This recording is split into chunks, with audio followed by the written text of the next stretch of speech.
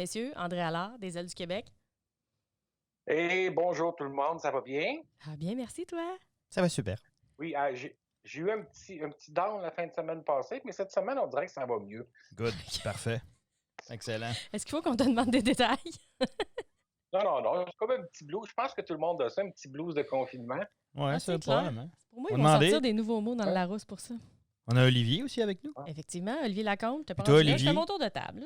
Ah non, c'est correct, mais moi, André vient de parler d'avoir le blues du...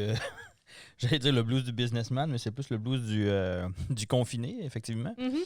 On voulait savoir, je suis anxieux de savoir si Olivier est aussi bluesé que ça. Mm. Bonjour tout le monde. Non, voyez-vous, j'ai une solution à ça. Je fais du vélo et puis le vélo, quand on est assis sur la selle avec les mains sur le guidon, on appelle ça être assis dans le cockpit. Donc, ça aide à passer le temps. Ah, c'est bon. Aussi confortable? Oui. Excellent.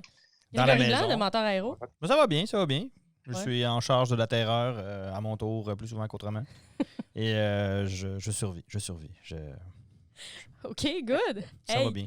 on passe ça directement avec une rectification. André, c'est toi qui vas nous dire ça ou Olivier? Oui, ben c'est Nicolas m'a signalé sur le site des Ailes du Québec cette semaine que la semaine passée, quand on a parlé d'avions de ravitaillement, puis de capacité des mâts ou des booms, on a parlé de gallons à l'heure, alors qu'on aurait dû parler de gallons à la minute.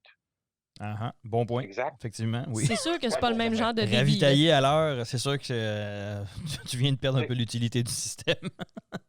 Oui, c'est ça, exactement. Hey, merci Nicolas et désolé tout le monde pour cette bévue unitaire. Ben oui, c'est des unités de mesure qui n'étaient pas les bonnes. Voilà. Voilà, OK. Super, c'est réglé. All right. Livraison du premier 415 de Viking Air. Le EAF. Mm-hmm. Ouais, OK, le Electronic Enhanced Fire... Electronic... Non. Vas-y, Olivier, vas-y. Aerial Firefighter. Regarde. Ça rentre. Non, ouais. EAF, ça veut dire que c'est un 415 amélioré, c'est tout. Il y a une meilleure avionnette. On résume ça comme ça? C'est beau. Ouais, on pourrait dire ça, On effectivement. le Qu'est-ce qu'il y a comme avionique Et c'est là-dessus? Là? toujours- et c'est toujours fabriqué par Viking Air, qui a racheté la licence de Bombardier en 2016, si ma mémoire est bonne, et qui a relancé le programme, et ils ont livré le premier appareil la semaine dernière. Félicitations à Viking Air. Eux, ils ont la chance d'avoir un marché qui ne sera pas trop affecté par la COVID-19, donc ils vont pouvoir continuer à livrer des appareils et des bombardiers à eau. Cependant, on ne voit pas ce point à l'horizon suffisamment de clients pour le CL 515, dont on avait parlé, qui aurait été une version améliorée du 415. Pour ça, pour l'instant, Viking n'a pas réussi à ramasser assez de clients. Faudrait qu'ils transportent Je peux me plus. permettre, par contre, le 415 EAF, c'est un peu le successeur du 215T. On prend un 215 et puis on lui met la recette du 215T, mais en l'appelant le 415 EAF. C'est quoi la différence entre le 415 à ce moment-là et le 215? C'est au niveau structurel? C'est en gros, là, facilement reconnaissable de l'extérieur, c'est les portes. Le 215 ou le 215T, il y a 2 portes de soute et le 415 en a 4. Okay. Donc, le 415 EAF va avoir 2 portes au lieu de 4 comme un 415 normal. Oui, effectivement, bon point. C'est un... Et l'avionique, c'est du ProLine Fusion. Wow. Hey. Méchant step. Ça fait une méchante différence.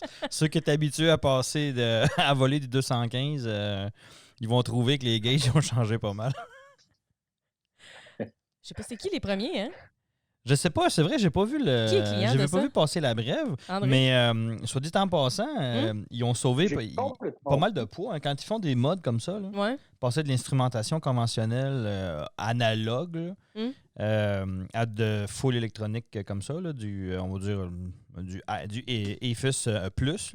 Ils sont capables de sauver beaucoup de poids. Étrangement, là, on se rend pas compte comme ça. Souvent, on pense que bon, c'est un deal. Pas un deal, mais c'est un trip, excusez-moi.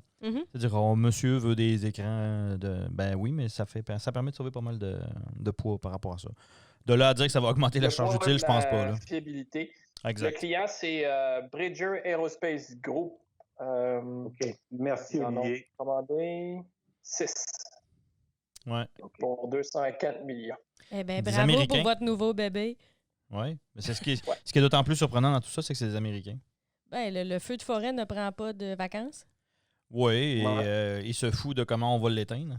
aussi. C'est un petit peu ça aussi. Ouais, Là, hein? parce tout à que- fait. Mais déjà, avec moins de campeurs, peut-être que la saison cette année va être plus relaxe. Il y a aussi ça, c'est vrai, effectivement. Mais aux États-Unis, quoique, on ne partira pas sur ce débat-là, là, mais je suis pas sûr qu'il va y avoir si tant moins de campeurs que ça aux États-Unis. Ouais. Fait que, À suivre. D'accord. tu leur interdiras pas de Ouais. vivre, OK? Parlant de l'adaptation, Jazz fait des vols tout cargo avec des Q400.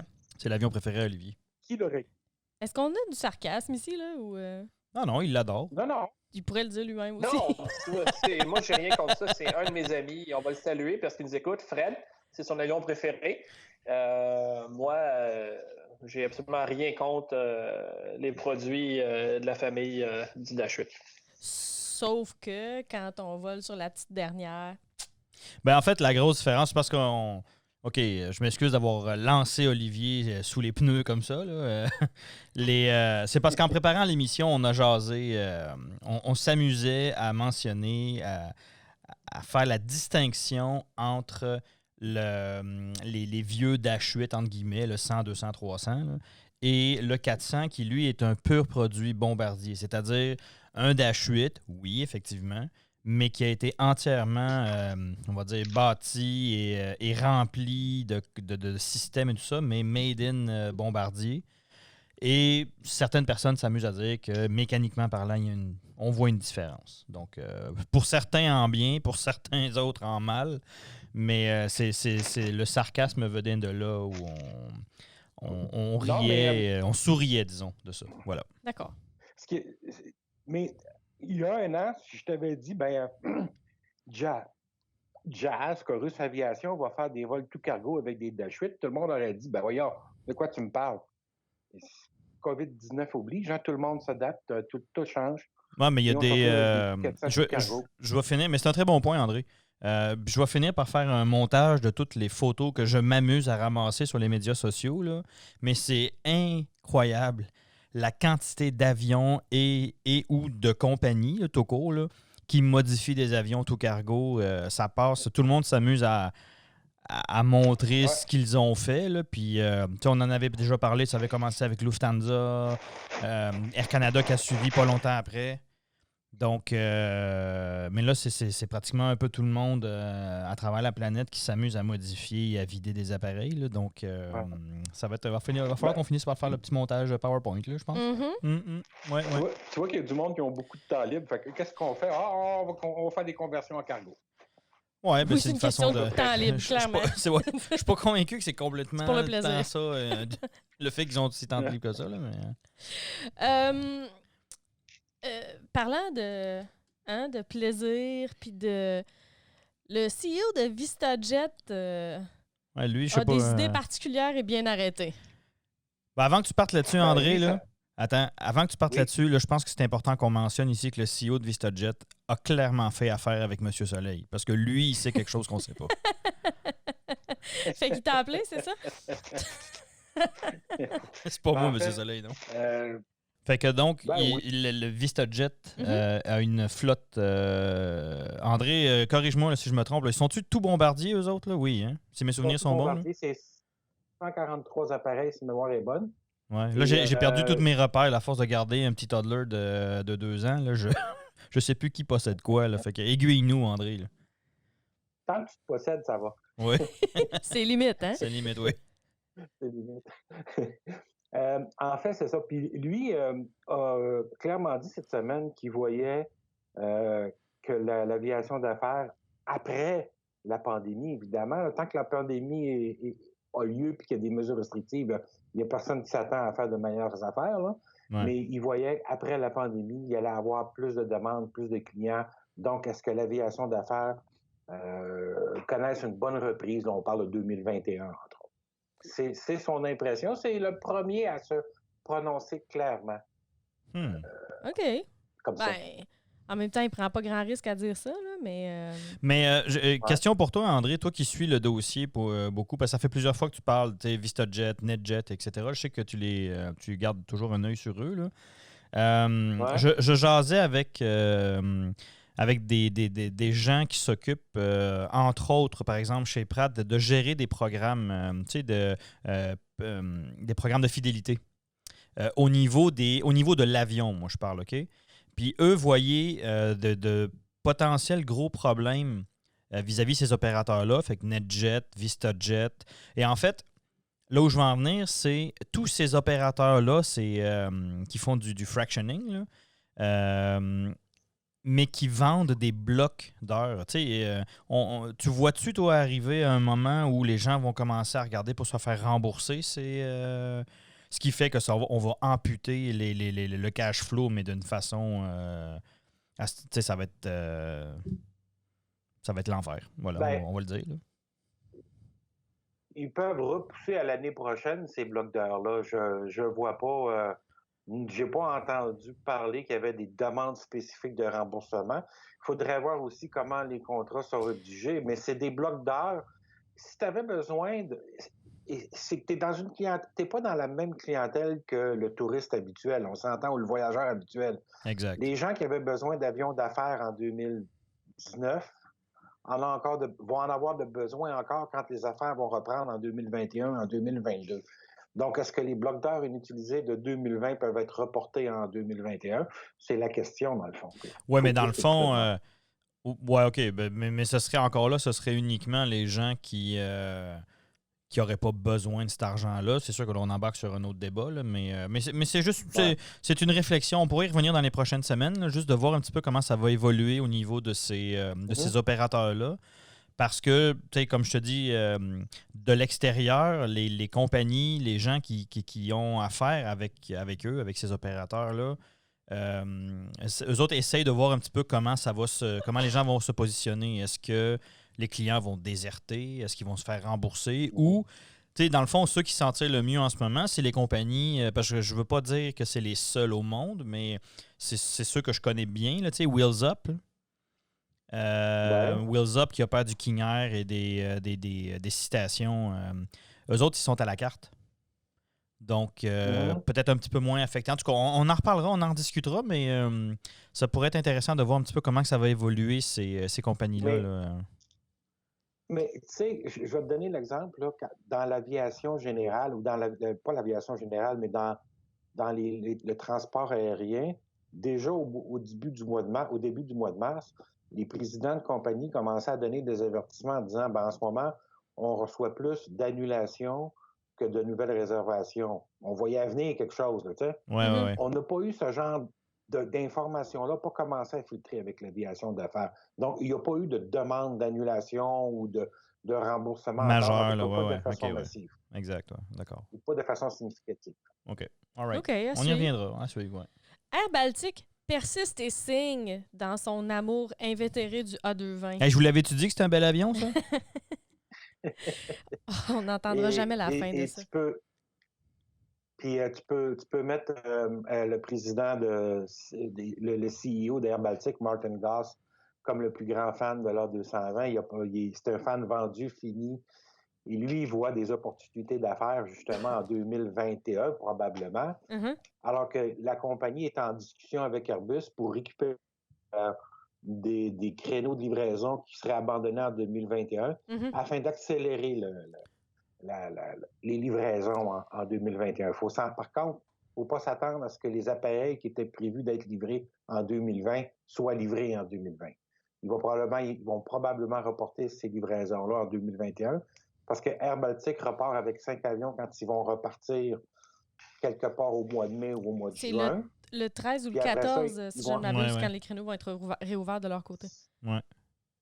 Ouais, si ça rouvre. Oui, effectivement. Il manque une confirmation.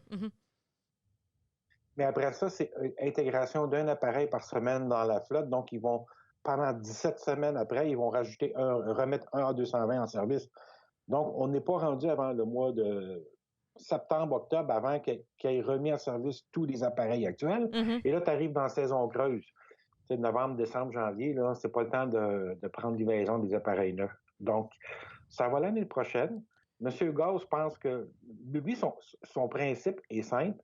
C'est plus facile de remplir un avion de 145 sièges que de remplir un avion de 160 ou 180 sièges quand tu es en situation de crise. C'est clair. Alors, c'est ça son principe. Et de leur Ils pensent point de avoir vue un avantage financier, stratégique. et d'ailleurs, il n'est pas le seul, il y a quelques autres propriétaires quelques autres opérateurs qui sont comme ça, dont une grosse compagnie indienne dont j'oublie le nom, qui est un grand client d'Airbus. On considère, dans le fond, que... Indigo, probablement. Non. En tout cas, donnez-moi 2 secondes, ça va me revenir. Bref, lui dit, si on a les flux financiers assez solides, on devrait vraiment en profiter pour accélérer son développement dans des périodes comme ça, parce qu'on va prendre tout le monde d'une vitesse très importante au retour des activités. C'est ça qui est intéressant de voir avec Air Baltic, c'est que dans le fond, parce que c'est vrai que ce que ça dit pas qu'ils en rajoutent. Ce que ça dit, c'est qu'ils ne cancellent pas les commandes. Et au contraire... veulent essayer de rattraper le temps perdu en prenant des créneaux qui pourraient être abandonnés dans le but d'essayer d'accélérer la réception de ces avions qui étaient prévus cette année et qui seront prévus pour l'année prochaine. Donc, c'est vraiment là-dessus que, oui, effectivement, c'est une bonne nouvelle parce que ils sont rares en ce moment, les opérateurs qui disent hey, sais-tu quoi? Je cancelle rien, mais je veux renégocier mes créneaux de réception d'avion. Il n'y en a pas beaucoup sur le marché en ce moment. Il faut avoir les reins vraiment solides. Et de la vision, surtout. J'allais dire, le président de la compagnie indienne en question en a profité pour planter tout le monde en disant...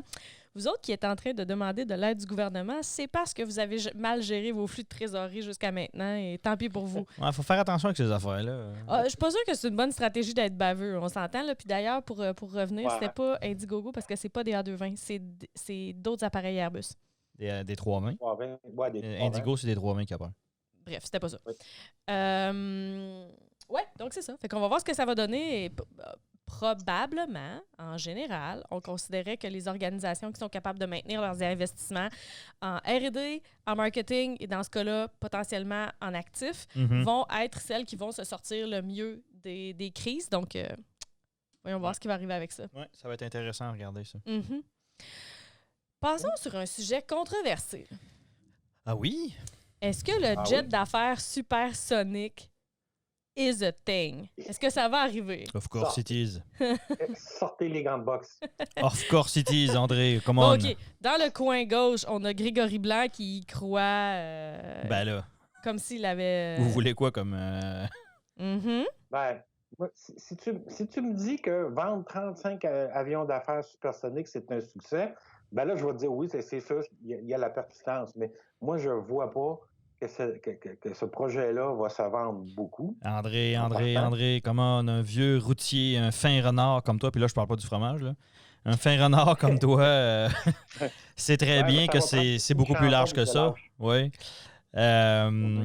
C'est beaucoup plus large que ça. On va dire cette deuxième génération d'avions supersoniques.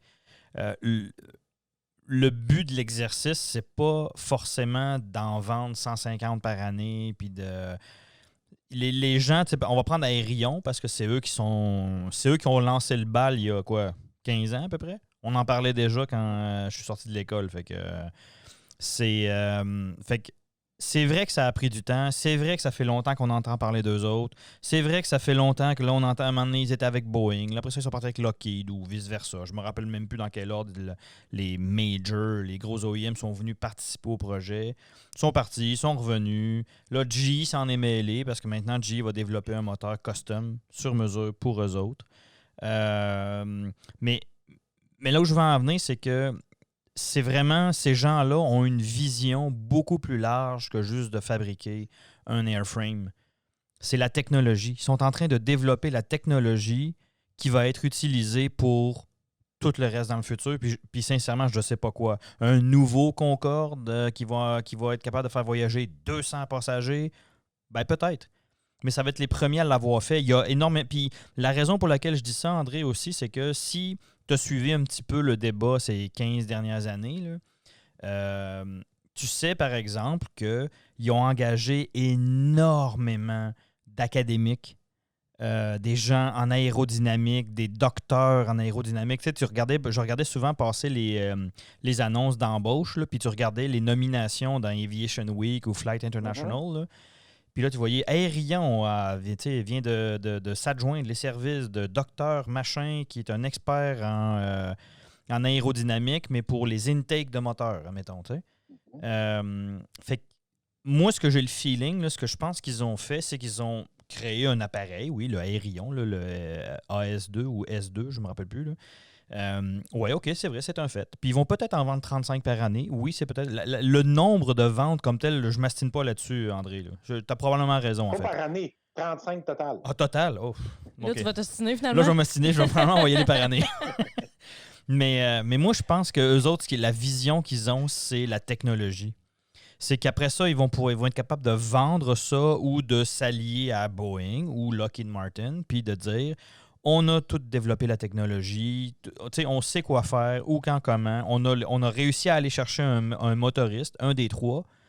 Tu sais, là, c'est pas un CF34 qu'on a modifié l'exhaust là, pour le faire fitter. Là. C'est pas ça. Là. C'est un moteur custom qui est développé par GE. Donc, le message que ça envoie là, c'est que GE... commence à voir peut-être quelque chose que ça pourrait être intéressant. Fait qu'eux autres vont probablement réutiliser la technologie, puis on le sait qu'ils vont le faire parce qu'ils vont prendre la techno qui vient du LEAP et puis du CFM.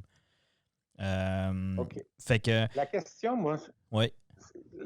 La question, dans le fond, quand on parle de vol supersonique, on revient toujours à la question de la quantité d'énergie nécessaire au vol supersonique. Et corrige-moi si je me trompe, mais dans le cas de Aerion, la vitesse de croisière est de Mach 1,4. Hein? Oui. On n'est pas à Mach 2, là.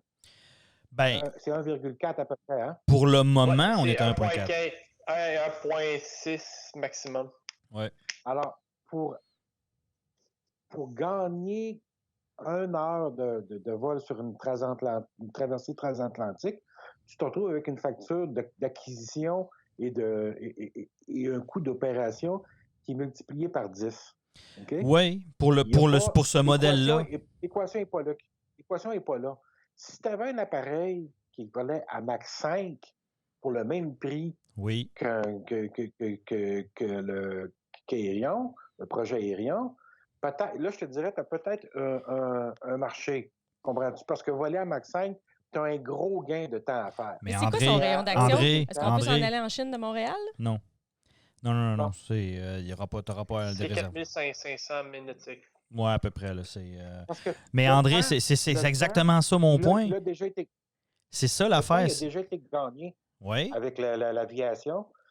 Pour que tu changes la donne, il ne faut pas juste que tu réduises d'1 heure ou 2. Il faut que tu parles d'un vol transatlantique. On est d'accord, mais regarde, André,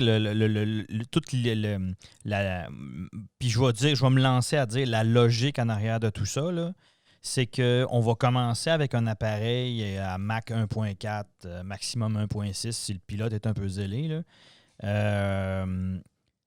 Mais c'est ça l'affaire, là, c'est qu'ils le savent. Là. Ils le savent très bien qu'ils ne seront pas capables de... Ce ne sera pas un succès commercial. Un succès débile de OK, là, ça va flasher sur ça va flasher à l'aéroport à Vegas. Là. Je suis venu en Aerion jouer au poker, là, fine.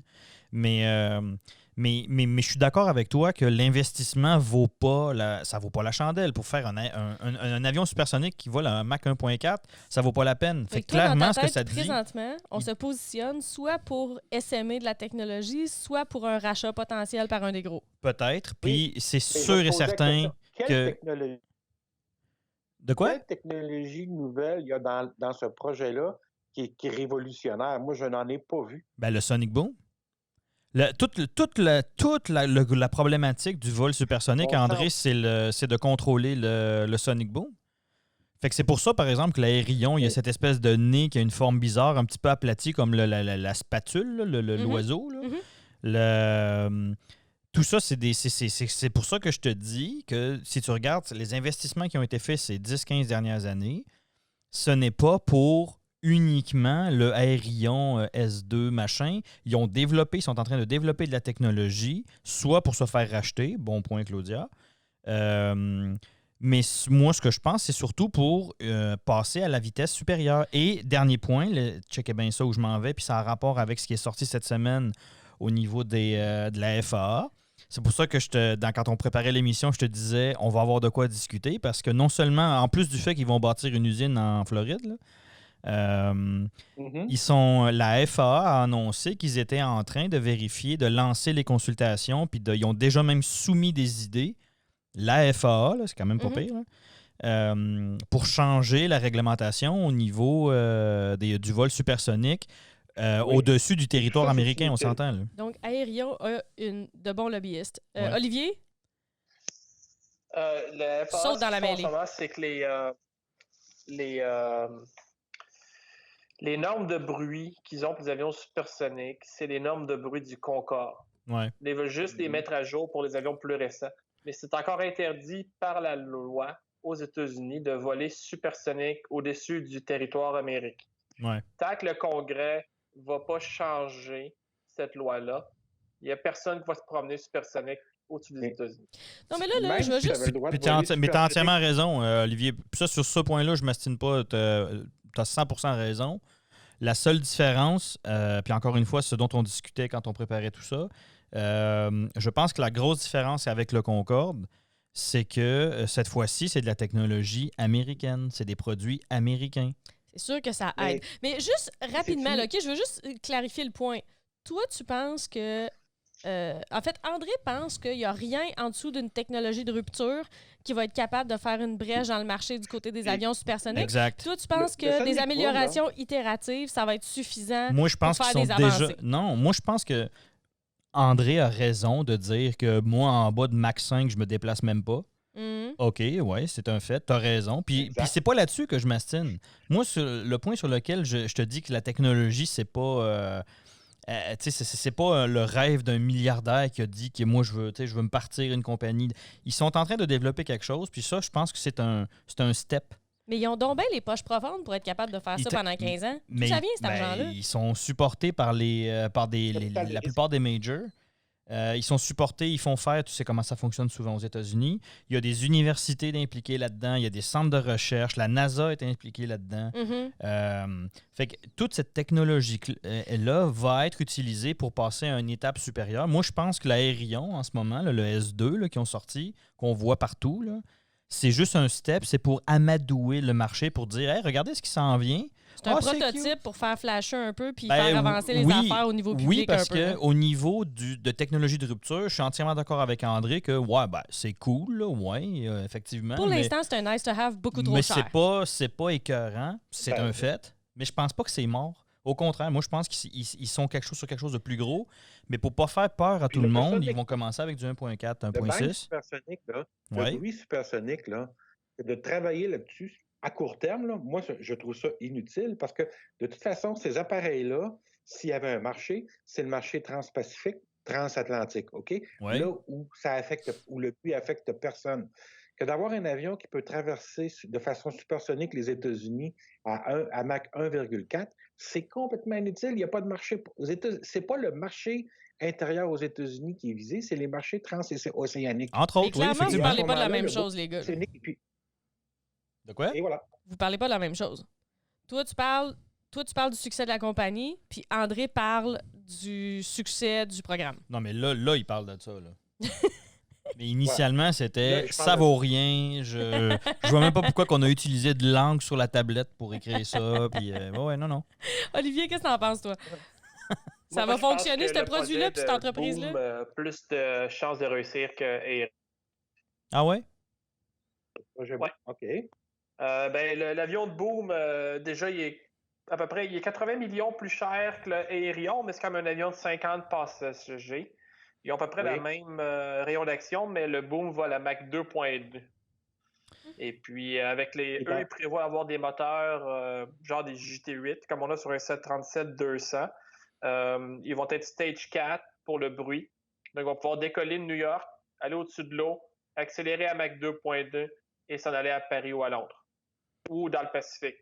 Même chose, faire Los Angeles, Hawaii, Sydney, avec leur avion, avec 50 passagers. Puis un homme d'affaires qui veut un avion supersonique, il va prendre le Boom, ouverture qui s'appelle, leur 50 places, et puis il va pouvoir se faire une belle cabine là-dedans.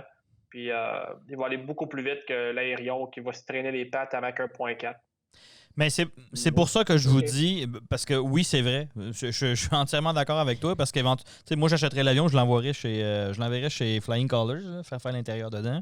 Un peu comme les CRJ 200, qui faisaient les 850 avec.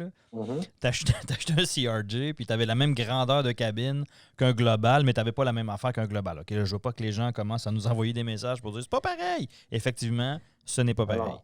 Mais c'est un très bon point, Olivier. Effectivement, quand tu pourrais tant qu'à faire, tu achètes le 50 passagers puis tu te fais un jet privé avec, c'est un fait. C'est pour ça que je vous dis que... C'est juste 80 millions de plus après tout, tu sais. Ah, On est-tu dans un scale Ben pas oui. d'allure, là? Tu vas la Mac 2.2, tu peux-tu te la péter devant tes chums, tu sais? Mais... Money is no object. Mais c'est pas... Mais tu vois, André, c'est vrai, j'avais oublié d'inclure le boom là-dedans, là, mais c'est pour ça que je te dis qu'avec depuis tout le temps qu'ils travaillent là-dessus, depuis tout l'argent, puis en plus de ça, il y a des OEM qui sont impliqués dans le projet, ça ne se peut pas que ça s'arrête juste au Aérion avec son Mac 1.4, que j'avoue qu'il est complètement ridicule. Là, moi, il viendrait ici à Saint-Hubert, je me déplace même pour aller le voir. Ouais, mettons. Avec 1.4, même un F-35 qui est plus vite que toi, là. Ouais, c'est vrai. Ah, l'insulte finale. Tu te fais doubler par un F-35. Bye-bye! Tu te fais flasher une lumière quand tu es... Mic drop. C'est pas parce qu'il fait beaucoup de recherches et qu'on investit beaucoup dans un domaine que ça va développer. Le meilleur exemple que je peux te donner, c'est regarde la voiture volante. OK? Ouais. À tous les années, il y a un projet de voiture volante qui est sur le point de débloquer. Ça n'a jamais débloqué. Toi, André, tu n'as pas ta Terrafuga transition dans ton entrée? Mais qu'est-ce que tu fais? Oui, c'est vrai. Je pensais que c'était un vrai. Anyway, à suivre. À suivre. Oui, à suivre. Ben, écoutez, Ben écoute, moi, je pense que ça va mériter un petit dossier. Le premier round est fini, mais on n'a pas du tout de... Oui, exactement. Je pense qu'on va préparer quelque chose là-dessus parce que on est clairement pas d'accord là-dessus. Donc, il va falloir qu'on fasse un petit dossier spécial là-dessus, André, je pense. Ouais, le premier round est fini, puis on est encore tous... Exactement. Puis on va avoir Olivier qui va nous ramener à l'ordre de temps en temps. Ça va être parfait, ça. Bon. American fait un sell and lease back. André, qu'est-ce ça, s'il vous plaît? Bon, alors, le sell and lease back, puis la traduction en français, ça c'est une vente pour relouer, là, tu sais. Alors, ce que tu fais, c'est que tu prends ton avion qui est payé, qui est fini de payer. Ça peut être n'importe quel item. Une entreprise fait ça, n'importe quel... peu importe ce qu'elle a, n'importe quel actif qu'elle a. Tu le vends à la compagnie de location. Fait que si tu prends un avion usagé, tu avais payé 45 millions, il est usagé, il vaut 30 millions, ben la compagnie de location te 30 millions pour l'avion, et voilà, maintenant, c'est 350 000 $ par mois que tu me payes pour l'utilisation de l'avion, comme un loyer. C'est ça. C'est une méthode de financement très utilisée par les compagnies aériennes. En situation de crise, c'est pratique, surtout si tu as beaucoup d'avions qui n'ont pas d'hypothèque, qui n'ont aucun lien financier. Et surtout si tu as engagé sur des modèles qui ont maintenant des bonnes valeurs de marché. Et voilà. Alors, c'est ce qu'American Airlines a fait. Là, c'est surtout des 22 appareils, dans ce cas-ci, des 787 et quelques, si ma mémoire est bonne, 6 737 MAX qui est inclus là-dedans, des tirets neufs. Les avions sont neufs, ne sont pas encore livrés, mais ils ont réussi à convaincre une compagnie de location de donner une valeur à ça. Wow! Oui, ça, c'est fort. Ils sont meilleurs que moi, sérieux. Là. Le sell and lease back, c'est une mesure très critiquée parce que les low cost ont beaucoup utilisé ça. Par exemple, quand Indigo négocie une commande de 200 à 320 avec Airbus, on s'entend qu'ils vont chercher un petit escompte supplémentaire de 2-3 millions par appareil. Ce qu'ils font, la journée qu'ils prennent possession de l'appareil... Ouais? C'est des scabs. Ils se font la cote sur le dos d'Airbus. Ouais. Là, la journée qu'ils prennent possession de l'appareil, ils servirent de bord, ils la revendent 2 ou 3 millions de plus que le prix payé à une compagnie de location. Généralement, des petites compagnies de location qui n'ont pas un gros pouvoir d'achat. Ils encaissent 2 ou 3 millions cash la journée qu'ils prennent possession de l'avion. Souvent, les transporteurs à rabais, c'est leur cash flow, là, il vient de là. Les liquidités d'un transporteur à rabais, ils viennent de là. Ils font à peu près pas d'argent sur les ventes de billets. C'est sur la revente, le sell and lease back. Et on a accusé les compagnies, les transporteurs à rabais et low cost de créer un problème d'inventaire d'avions en trop parce qu'ils gardent les avions 6 à 8 ans maximum. Fait que pour se générer du comptant, ils vont toujours acheter des avions neufs, ils commandent toujours des avions neufs et tu as de plus en plus d'avions neufs. Et le surplus d'inventaire d'avions qu'on avait au début de 2019, il était probablement lié à ce phénomène-là. Mais aujourd'hui, en situation de crise, Air Canada le fait, tout le monde le fait, parce que ça génère des liquidités. Mais c'est ça bien intéressant, mais en même temps, je vois vraiment mal Airbus ou Boeing venir dire moins de commandes, s'il vous plaît. Ah, mais mais non, mais attends, mais ça, c'est super ce que tu apportes comme point, André, là, parce que je pense que des deux côtés, ça amène un petit côté, tu sais, un petit penchant greedy. Là, que... C'est un instrument financier qui amène des billets dans le marché, c'est clair. Je pense que c'est l'exemple, un exemple parfait de dire, ben c'est légal, mais dans le fond, c'est clairement manqué de vision. Peut-être pas de la part de l'opérateur, parce qu'admettons, tu dis, Ryanair, on va taper sur Ryanair parce que les autres, ils le méritent. Là. Son patron le mérite. Il n'y a personne qui aime Ryanair. Non, pas les employés, pas les pilotes ou quoi que ce soit. Ça, eux autres, on les aime. Là. C'est plus le grand patron qu'on aime un peu moins. Ouais. Mais, je dis que lui, il a eu l'idée de faire ça, fine. Mais que Airbus dise, oui, parfait. Combien t'en achètes? 200 ou Boeing, là, peu importe. T'en veux 200, parfait. Puis de ne pas avoir cette vision de dire, oh my God, mais il va flooder le marché des avions usagés, lui. Oui, mais là, ça. Fait que c'est très à court terme, c'est le fun. Oui, c'est ça, exactement. Tu es bien content pour fermer ton trimestre. Oui, exactement. Oui, tout à fait. Ouais, c'est un peu bizarre. C'est comment, mais c'est pas très gentil que tu m'achètes des avions comme tu le fais, mais signe ici. En tout cas. Ben, c'est clairement. Dans nos podcasts, les gens qui nous écoutent, on parle souvent de manquer de vision, puis on s'entend. Là, je ne suis pas, je prétends pas être la science infuse ou quoi que ce soit, mais je veux dire, ces gens-là ont le luxe de pouvoir se payer des consultants, puis des financiers et tout ce que tu veux. Là. Il n'y a personne là-dedans qui a dit dude, c'est parce que tu t'es en train de créer un problème, peut-être pas dans les 2-3 prochaines années, mais éventuellement, on va frapper un mur. Il n'y a personne qui... C'est pas qu'ils l'ont pas dit, c'est que tout le monde s'en tape. Bon point. Très bien, Claudia. Bon, enfin, bref. Tout le monde a Pardon, non, mais t'as raison. Ce cassage de... Ouais, là, je viens de me faire casser, scier, briser les jambes. Fait que, non, mais on avait commencé à parler de Ryanair, là. Poursuivons. Oui. Ah, ouais, non. C'est quoi cette histoire-là, André? Qu'est-ce qu'il a fait encore? Oui, mais c'est vrai. Ben, c'est parce que chez Ryanair, on n'est pas content des mesures de distanciation sociale. Ryanair, son succès, c'est de remplir des avions à des billets pas... C'est pas compliqué. Ryanair, s'ils ne remplissent pas l'avion, ils ne font pas d'argent. OK? Ouais. Fait qu'eux, annuler le siège du milieu, là, ça ne fait pas leur affaire. Fait que, on chiale, puis on dit, ben, on ne relancera pas la compagnie si on est obligé de garder le siège du milieu vide. Ouais. Ça, c'est clair. Puis on l'avait, André, on l'avait dit, il me semble, dans le passé. Excuse-moi de te couper, mais je pense que c'est important de le mentionner. Est-ce qu'on l'avait mentionné, la marge de manœuvre qu'ils avaient, ces opérateurs-là? Absolument. André nous avait tout expliqué ça. C'est genre... ils ont Quand tu vends... Oui, vas-y, excuse-moi. Quand tu vends des billets d'avion 40 € là, t'en as pas de marge de manœuvre, tu sais. Fait qu'il faut qu'ils soient tous pleins. Là. Parce que moi, je m'en allais dire, t'as le droit d'avoir 5 sièges vides, là, mais dans le fond, non, aucun. D'ailleurs, une grosse émission d'enquête française est arrivée aux mêmes conclusions que André, c'est-à-dire on s'enligne pour un crash and burn, pardon, le très mauvais jeu de mots, on s'enligne pour une chute drastique du nombre de compagnies aériennes à rabais qui vont être toujours là à la fin de la crise. Oui. Ouais. Puis je leur souhaite pas, là, parce qu'il y a beaucoup de gens qui travaillent là-dedans. Encore une fois, je le dis, on n'a rien contre les pilotes puis les agents de bord qui travaillent dans ces compagnies-là, qui se fendent les fesses, pour rester poli, pour que ça fonctionne. Mais je pense que malheureusement, là, ça ferait du bien peut-être à M. O'Leary, une petite claque d'en face, là, de passer proche. Je leur souhaite pas de mourir, là, on le souhaite à personne, bien évidemment, la compagnie.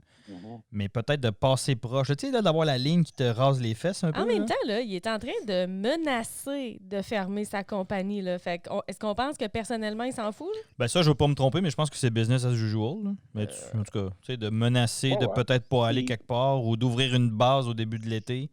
Je pense qu'ils l'ont fait, entre autres, à Montpellier. Ouais. Ils ont ouvert la base au début de l'été pour les vacances, puis en plein milieu, il n'y a pas eu ce qu'ils voulaient de la ville, puis il a fermé ça. Flau! Plus de vol, plus rien. Ciao. OK. Fait que je me trompe peut-être de Sympathique ville. Là. Pour les gens personnage. qui nous écoutent, là, je me trompe peut-être de ville. C'est peut-être pas Montpellier. Bon, ça y Il est, me ça va semble être que. Mulhouse encore. Mais ah non. Mais il reste que c'est son style. Là, de s'il n'obtient pas ce qu'il veut, là, c'est de fermer ça puis ça presse. On va avoir un tantrum. Là. Ouais, exact. On s'entend que comme citoyen corporatif, Ryanair n'a pas une bonne réputation en Europe. Effectivement. Okay? Malheureusement. C'est clair aussi qu'on profite de la crise pour dire ben, il va falloir qu'on réduise nos impôts gouvernementaux, puis nos frais d'atterrissage, puis et autres droits. Là, fait que, tant qu'à y être, on ratisse large chez Ryanair. On ne manque pas une occasion de sauver 2 cents d'écart. Ouais. Parce que pourquoi pas? Hein? Bon. Et voilà. Mais je trouve ça, si tu veux voir l'exemple parfait d'un entrepreneur qui n'a pas pris conscience de la situation puis qui ne veut pas s'adapter aux nouvelles réalités, c'en est une. Oui, je pense que oui. Effectivement, c'est une belle façon de le dire, oui. Puis toi, Olivier, l'aimes-tu? J'ai pas entendu. Je trouve que c'est une gueule qui ferait mieux de ne pas parler souvent.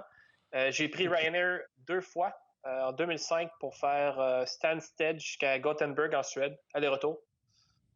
J'ai survécu, donc... ça va. C'est à peu près ça ton gauge. C'est ça le seuil. Est-ce que j'ai survécu? Oui. Check. Mais tu sais, pour finir avec ces... C'est étrange de voir rentrer dans l'avion et de voir des publicités sur les bins pour les bagages, là, comme dans un autobus. C'est comme... ouais? C'est vrai, j'avoue. Bizarre. Ouais, c'est vrai, j'avais oublié celle-là. Ouais. OK. Mais ouais, c'est ça. EasyJet aussi. Je pense qu'EasyJet, j'ai mieux aimé mon vol avec EasyJet qu'avec Ryanair. OK. C'est important. OK. Écoute, Ryanair, là, la seule raison pour laquelle ils sont en faveur d'avoir des avions single pilot, c'est pour pouvoir vendre le siège de droite. Exact. Hey, mais tu payerais-tu cher pour être assis à côté du pilote?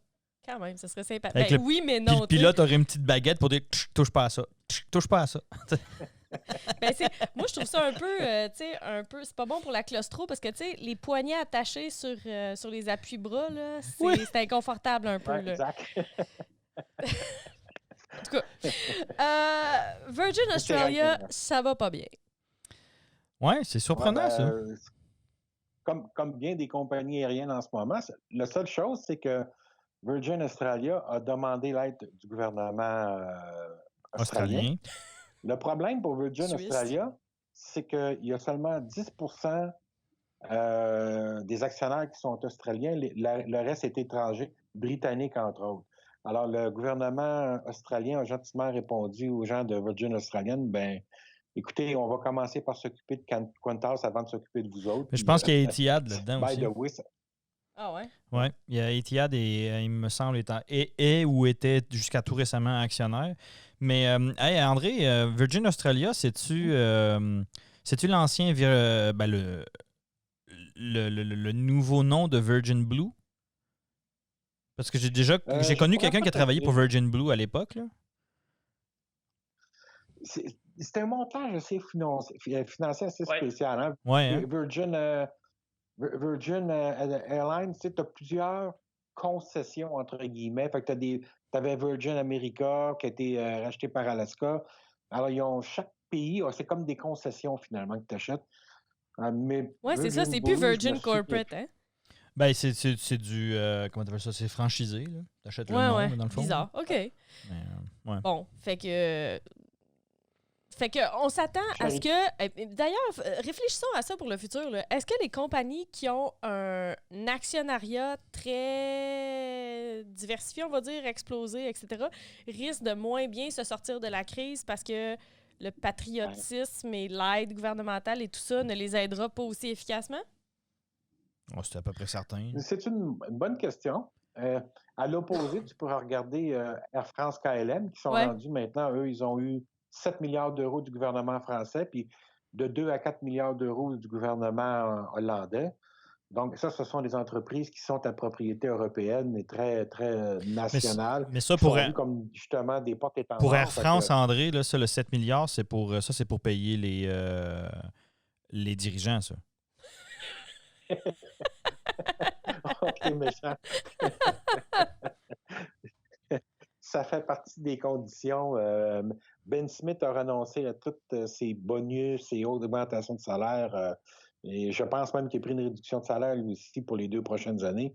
Et ce qui s'en vient beaucoup, ce qui se dessine beaucoup, les aides financières, toute catégorie d'industrie confondue, c'est ça, c'est pas de versement de dividendes pendant que vous êtes sur l'aide gouvernementale. Pas de rachat d'actions, pas d'acquisition à l'étranger, beaucoup.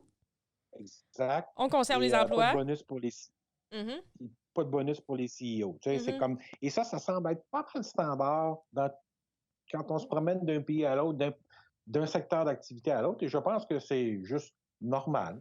Oui. Ouais. Et ça n'a pas l'air d'être parti non plus pour des bailouts complètement gratuits, entre gros guillemets. Là. On a appris, il semble, un petit peu des expériences passées. La TKR reçoit 60 millions de prêts garantis de l'État. Fait que c'est plus la forme que prennent les aides cette fois-ci. Là. Ben, je pense qu'on a eu on a eu un petit peu... on est resté, on va dire, avec un petit goût amer de 2008.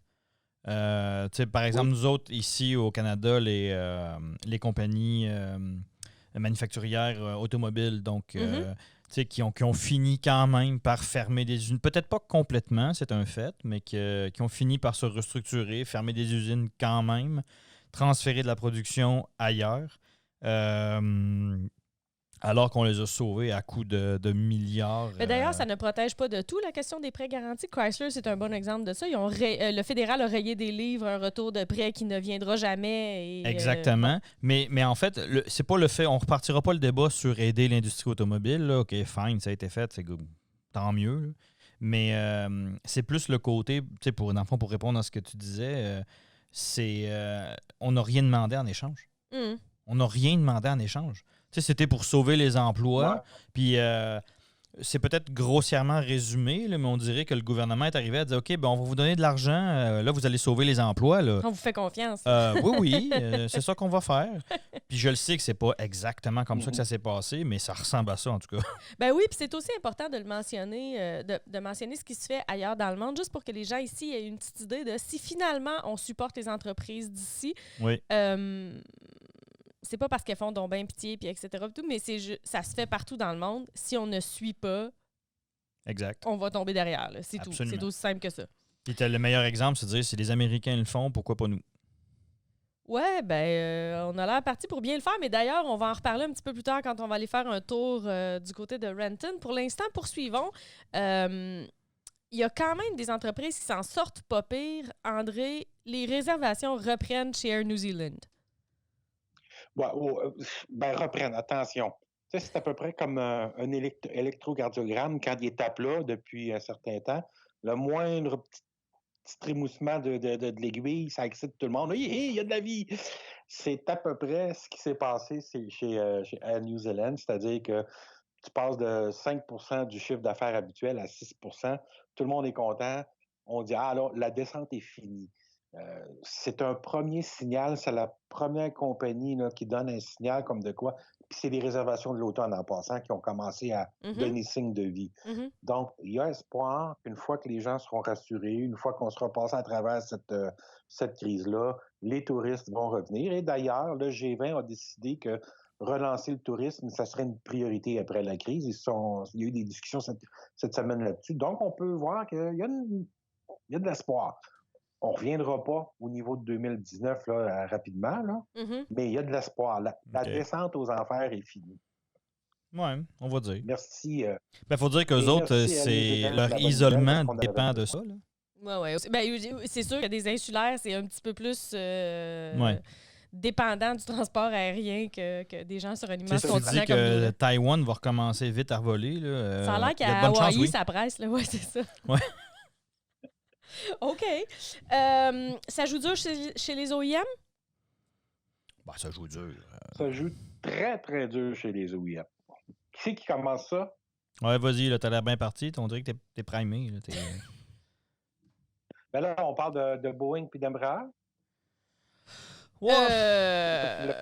Tu veux qu'on fasse ça tout de suite? Écoute, on pourrait, là. Non, mais c'était quoi ton sujet que tu voulais amener? Je pensais que c'était un des tiens. C'est le sujet sur les Delta avec ses 717 et puis 14 avec ses 787. C'était un de tes c'est sujets, vrai. André, alors, Moses. Hey, là, sérieux, là. C'est vrai. Moi, je suis le gardien de but, là. Je Ouais. m'assure que tout le monde reste... Merci, ça, oui. Olivier. On Quel apprécie. arrêt. Tout un arrêt. Spectaculaire. Et André Oui. fait en l'air. Allez. On va mettre ça sur le dos du confinement. Oui, j'ai fait. Oui. J'essaie un tir sur réception qui a complètement manqué. Oui, alors, John Ostrower, OK, qui a son propre site maintenant, The Air Current, c'est quelqu'un dans l'industrie aux États-Unis qui est très respecté. Habituellement, il n'a pas l'habitude de sortir n'importe quoi. Et là, il a annoncé cette semaine que Delta avait offert à Boeing d'échanger ses 88 Boeing 717 usagés contre 100 MAX flambant neufs. OK? Quand tu dis ce jeu là, moi, je trouve ça chien comme offre. OK? Mais en même temps, Hey, ça, c'est pas du dumping, par exemple. Non, mais c'est bien joué de la part d'Ed Bastion, par exemple. Quand même, hein? Why not? Delta a démenti. Delta a dit suite à ça, ils ont dit nous ne sommes couramment pas en train de faire ce genre de transaction-là. Mais ils ont bien dit couramment. Ouais. Alors, quand tu dis. Aujourd'hui, on ne parlait pas de ça. Ça veut dire que Boeing a dit non. Ouais, en tout cas. Ben, je pense que pour Boeing, c'est une gifle en pleine face parce que là, ça vient de donner la valeur de tes MAX 9 qui vaudrait grosso modo 5 millions chaque. Si tu évalues un 717 usagé à 5 millions, qui est à peu près sa valeur les plus vieux, ben, tu dis, un MAX 9 vaut 5 millions, c'est à peu près ça que ça veut dire. C'est le prix des moteurs. Et même encore. Et même pas. Qatar Airways a profité, ouais. Qatar Airways, elle a profité de la situation. À un moment donné, un 787 prêt pour la livraison. Puis 2 jours avant la livraison, Qatar a dit à Boeing, aurait dit, parce que ça n'a pas été, mais c'est le New York Times qui avait rapporté ça ce fois-là, aurait dit à Boeing, ben, si tu veux que je prenne possession de ton avion dans 2 jours, tu vas me donner un escompte supplémentaire. Puis, normalement, ça ne se fait pas, parce que les contrats d'achat ou d'acquisition d'avion, mais il y a des tellement pénalités Qatar, si tu prends pas puis si tu changes d'idée.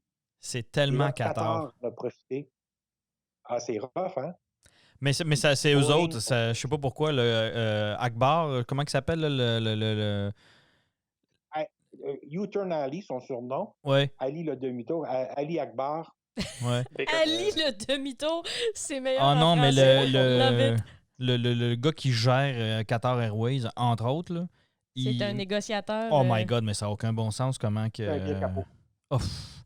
Il te serre la main de la droite puis de la gauche, t'as un uppercut. Là. OK. C'est incroyable. Bon, ouais. C'est fun de faire d'affaires avec lui. Quand tu as fini de serrer puis quand tu as fini de serrer la main contre tes doigts. Okay? Ew, OK. Quelle image. Mais, OK. En temps normal, okay, on s'entend, là, une compagnie aérienne aurait fait ça à Boeing. Boeing aurait dit, viens ici, on va te présenter nos avocats. OK? Puis tu vas t'asseoir, puis tu vas payer parce que ta livraison dans 2 jours. OK? Et là, Boeing n'a pas eu le choix que de dire oui, OK, c'est correct, je vais te négocier. Les gens de l'industrie ont appris ça, puis ils ont dit, ben voyons, ça se peut pas. Boeing n'a pas accepté. Oui, ils ont accepté. Parce que la situation est tellement désespérée en ce moment. Ils sont tellement mal pris. C'est incroyable. Sérieusement, j'aurais jamais cru voir ça de mon vivant. Sincèrement. Ben, moi, je commence à penser que quelqu'un qui est sur la prestation canadienne d'urgence en ce moment, là, s'il fait attention, pourrait se payer un max au bout des 4 mois, ben, tu vas avoir le moyen de te payer un avion de ligne. Bon, tu n'auras pas ton certificat d'exploitation puis tes 11 manuels qui viennent avec, là. Mais. Dans ton kit d'options, c'est important de savoir qu'il y a une petite lumière qui n'allume pas dans le cockpit. Je sais. Ouais. Oh! Ouais, je sais. On va en reparler. On en prend un que la petite lumière est correcte. Right. OK, on passe. On partira pas, André, là-dessus. Mais sérieusement, les avions parqués dans le désert en ce moment valent pas cher. C'est ça que ça veut dire. Mais c'est clair que je faisais à la farce, là, mais on s'arrête tout de suite, on s'entend. Là. Lancer une ligne aérienne, tu as toujours la question qu'il faut que tu développes peut-être ton certificat d'exploitation de Transport Canada. Puis développer tes routes et tout ça. Là, acheter les avions dans le désert, ça va être facile dans quelques mois. C'est sûr. Il va y avoir une opportunité ici pour celui qui saura la saisir. Oui. En admettant que les passagers voudraient suivre, mais peut-être du 100% cargo dans des Max, ce serait le fun. 100% cardio, ce serait tapis partir roulant, en courant en voyant le max. Tu fais ton cardio. Ouais, c'est Non, vrai. non. Au lieu de mettre des sièges, tu mets un tapis roulant dans l'avion, tout le monde debout, puis tu cours sur le tapis. Tu fais ton Ouais, c'est cardio ça, pendant juste ton vol. se tenir, tu sais. En tout cas, bref. Ça va pas bien non plus pour Norwegian. Ouais, eux autres. Norwegian. Et qui d'autre? Ben, on est-tu vraiment surpris dans le cas de Norwegian? Ouais, OK. Fait qu'on est d'accord, on fait ça en 15 secondes. Ça va pas bien. Ils sont en train de pas Ben, réussir à avoir leur deal d'aide. Ils vont se rendre jusqu'au bout du programme. Mais Olivier avait amené un très bon. bon point là-dessus. Je pense que ce qui ne joue pas à la faveur de Norwegian, c'est sa structure corporative, qui est beaucoup trop ou Oui. très complexe, qui fait que n'importe qui regarde ça et dit là, t'as des divisions qui volent en Amérique du Sud, t'as des on va aider qui, là? Ouais, c'est ça. Si tu mets de l'argent là-dedans, ça peut partir. Exact, ouais. Ils ont comme 5 sous-divisions. Là. C'est même une enchère ne trouverait pas ces petits là-dedans. C'est assez compliqué leur structure. Oui, effectivement. Fait que ça, c'est pas surprenant à ce niveau-là qu'ils aient de la difficulté à sécuriser la fameuse aide dont on parle depuis quelques semaines. Oui, c'est pas... c'est plate, là, on s'entend, mais pas surprenant. Et puis, parce que même les gouvernements, en ce moment, doivent commencer à se poser la question, je vais donner de l'aide à cette compagnie-là. Quelle est la probabilité que je vais avoir un retour sur l'investissement, c'est-à-dire des emplois qui vont durer? Okay? Exact. Parce qu'on s'entend en ce moment, le retour d'investissement sur investissement pour les gouvernements, c'est les emplois maintenus. Là, tu analyses Norwegian, puis tu dis pas sûr, hein? Je pense que je vais en aider d'autres avant eux autres. Oui, puis ils vont probablement aider SAS avant. Fait que Scandinavian. Je pense que c'est ça la situation de Norwegian. Alors, un autre nom qui va disparaître en 2020. Oui. Consolidation et des avions lousses sur le marché. Yeah. OK, on prend une micro-pause et après ça, on s'en va faire notre tour obligé par Renton. Aéropod. La lumière ne veut toujours pas fonctionner, André. J327. Ça y est, on la parle petite là-dessus. lumière dans le dash. Ouais. Ma belle petite lumière. Puis, qu'est-ce qu'on fait avec ça, là? Ça vaut? Qu'est-ce qu'on fait avec ça, Ça André? vaut combien, cette petite lumière-là? La LED comme telle? Non, c'est pas une LED. Un quart de scène? Ouais. C'est pas une LED, c'est une J327. Tu gagnes. Oui, ça vaut. Ouais, ça doit valoir, vu que c'est aéronautique, ça doit valoir 3-4 pièces. Ouais. Mais Boeing a trouvé le moyen de faire parler d'elle encore cette semaine. Le mot est faible. Là. Les interwebs sont en feu. On a des théories du complot de tous les côtés. Quelle est la grande nouvelle? On abandonne le deal Embraer. Ça se peut. Ouais, exactement. Ils n'ont pas abandonné, ils ont flushé Embraer.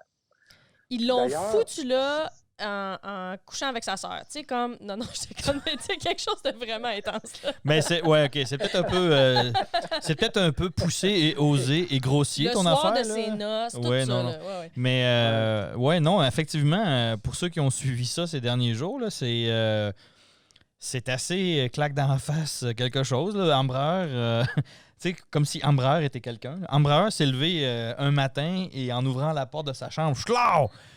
Coup de poing dans la face. Good morning! Puis en plus, c'est de ta faute, c'est parce que t'as pas été fine, en tout cas. Ouais, fait que c'était assez... c'est grand Boeing, ça. Mais c'est quand même intéressant de voir que tout le monde pensait que c'était un done deal. Hein? Ouais, il restait pas grand temps, mais on pensait que c'était réglé quand même. Ouais. Il se pourrait fort, selon ce qu'on en sait jusqu'à maintenant, qu'il y a eu de très fortes pressions politiques au niveau du gouvernement américain pour que ça ne se fasse pas. Ben, ce dont on parlait il y a quelques secondes, du fait qu'on va très certainement bail out Boeing. Oui. Ben, mais il ne faut pas le dire, là, ça ne s'appelle pas un bail-out, là, mais oui. Fait comme ce dont on discute depuis tantôt, ben si je te donne de l'argent pour sauver des emplois aux États-Unis, tu ne partiras pas avec combien de 4 milliards? 4 milliards. Pour envoyer ça au Brésil. Pour envoyer ça au Brésil, tu sais. Ben, c'est sûr, sauf qu'en même temps, ce qu'il y avait de bon pour Boeing là-dedans qui n'arrivera pas, c'est qu'il y avait une expertise de génie assez importante, semble-t-il, chez Embraer. Oui. Même si c'était pas un avion parfait puis qu'on en a beaucoup ri, c'était quand même une position sur ce segment-là qui est parfaitement inexistante chez Boeing et qui ne risque pas de se combler rapidement. Ouais, mais encore là, ça aurait-tu vraiment comblé un trou avec la machine que c'est? C'est pas équivalent au... Puis là, je dis pas ça parce qu'on a Bombardier à côté. Oui, t'es chauvin, tu l'aimes. Mais non.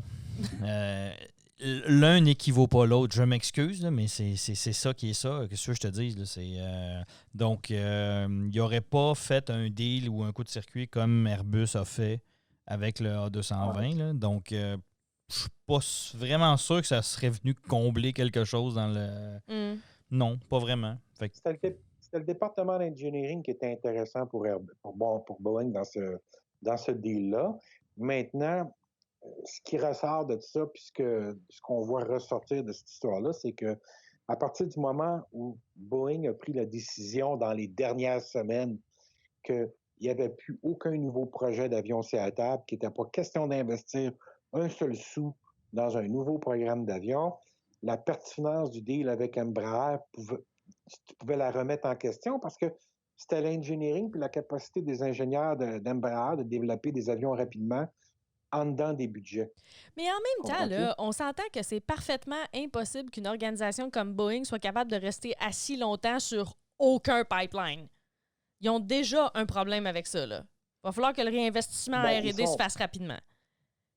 Ça va prendre ce qu'on lit dans les journaux ces temps-ci, c'est que pour Boeing, ça va prendre un moonshot qu'ils appellent, là.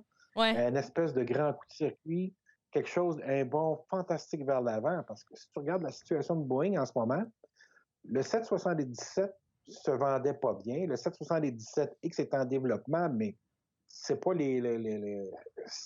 c'est pas ça qui va être rentable dans les prochaines années. Ça va se vendre, mais en quantité limitée. On s'entend que les avions de 400 passagers ou plus, là, c'est pas l'avenir pour les 5 prochaines années. Alors, le 777 a peu de perspectives de rentabilité d'ici 5 ans, le 777X. Le MAX, c'est le MAX, hein, regarde. Passons. Même s'ils le remettent en service, on s'entend que c'est un programme qui a 55 ans d'âge, là. Ouais. Il reste le 787 à Boeing. Boeing a plus une famille d'avions. Quand ça va reprendre dans 4 ans d'ici, là, quand le marché va revenir, Boeing n'a pas une famille d'avions à offrir aux compagnies aériennes. Tu sais, la petite compagnie qui cherche 60 avions, mais pas toutes pareilles, tu sais, qui veut des avions de 150 passagers, 160 passagers, puis 200, puis 300 passagers, Airbus va être en mesure d'y faire une proposition pour tout, un prix sur tout. Là, Boeing est en position d'extrême faiblesse parce que je doute fort que dans 5 ans d'ici, on achète encore des MAX. Ils vont le regretter. Ils avaient tassé du revers de la main la remotorisation du 757. Là. Puis je comprends là, que l'avion n'était pas parfait, puis c'est correct. Là. Mais en attendant, là, ça aurait été parfait. Tu arranges 2-3 petites affaires aérodynamiques, tu règles quelques problèmes dans la cabine, à la limite, tu changes l'avionique pour la mettre pareil comme le 787 et tu y sacques 2 nouveaux moteurs là-dessus. Là. Puis tu aurais été parti pour plusieurs années, ce qui aurait gardé ce segment de marché-là ouvert. Et en même temps, tu aurais sécurisé des clients pour le futur. Tu sais, quand ton NMNMA serait arrivé, là, le NMNMA devait prendre à peu près ce segment-là-ish. Là. Fait que tu avais sécurisé tes clients. Bon, on ne repartira pas le débat, là, puis je ne donnerai pas un cours de...